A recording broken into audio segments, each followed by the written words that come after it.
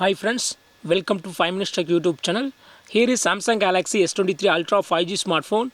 In this video, you will learn how to make pattern line invisible in your phone Samsung Galaxy S23 Ultra 5G.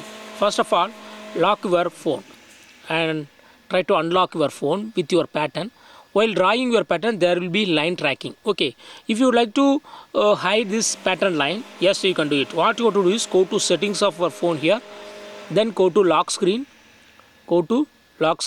and here select secure lock settings. Draw your pattern for authentication and confirmation, and now you go to turn off this button, make pattern visible. Make pattern visible is turned on so that pattern line is visible to others. Okay, if you turn off this button, hereafter if you draw your pattern in front of other people, they don't immediately see what you are drawing. Okay, because pattern line is invisible. See here, again I am checking, pattern line is invisible.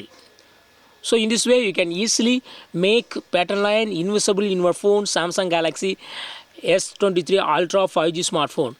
That's all friends, thanks for watching, bye.